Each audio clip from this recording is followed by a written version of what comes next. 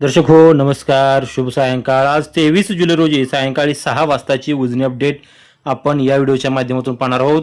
दर्शक हो, पंढरपूरमध्ये आषाढी एकादशी लगबग सुरू असतानाच उजनी धरणामध्ये सुद्धा मात्र त्याची आवक आहे, ती आवक सातत्यानं वाढायला सुरुवात झाली आहे. आज सायंकाळी 6 वाजता आपण पाहिलं असेल तर दौंडची जी आवक आहे ती दौंडची आवक जवळपास 32,950 क्युसेक इतकी झाली आहे की जी सकाळी 20,000च्या आसपास होती. आणि दौंडची आवक वाढल्यामुळं एकंदरीत उजनीचा जो काय पाणीसाठा आहे तो उजनीचा पाणीसाठा वाढायला सुरुवात झाली आणि उजनीची साठीकडे वाटचाल या ठिकाणी सुरू झाली आहे.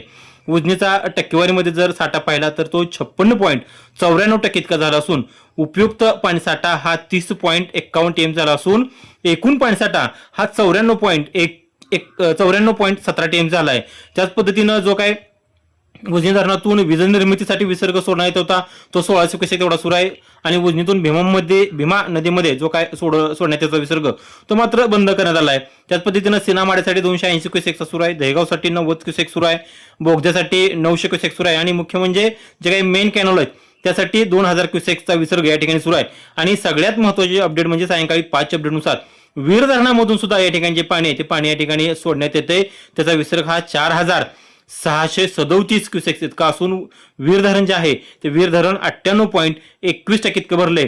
वीर धरणामधून जे काय पाणी सोडलंय त्याचा थेट जो काय पाणी पातळी वाढ होणार आहे ती भीमेची पाणी पातळीत वाढ होणार आहे, कारण वीरमधून सुटलेलं पाणी निरेच्या माध्यमातून हे संगम मार्गे पुढे भीमा नदी मिसळतं, त्यामुळे आता भीमा नदीची पाणी पातळी थोडी फार वाढणार आहे. त्याचबरोबर उजनीच्या वरचे जे काय घोड धरण आहे त्या घोड धरणातून 4,000 क्युसेकचा विसर्ग सुरू आहे. चाकसमान जे धरण उजनीवरचं त्यामधून 10,000 क्युसेक विसर्ग सुरू आहे. आणि मुळशी जे धरण आहे त्या मुळशी धरणातून जवळपास 8,000 क्युसेक विसर्ग या ठिकाणी सुरू आहे. एकंदरीत दौंडची आवक जी आहे ती दौंडची आवक समाधानकारक आहे आणि उजनी जी वाटचाल आहे ती उजनी वाटचाल साठीकडे या ठिकाणी सुरुवात झाली आहे. उजनीच्या काय अपडेट आहेत त्या अपडेट आम्ही तुमच्यापर्यंत पोहोचवतोच.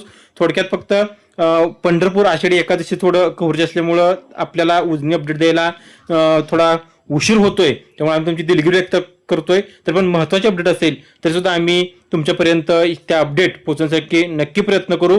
त्या अपडेट मिळवण्यासाठी आपलं परिवर्तन न्यूज चॅनल लाईक करा, शेअर करा आणि सबस्क्राईब करा.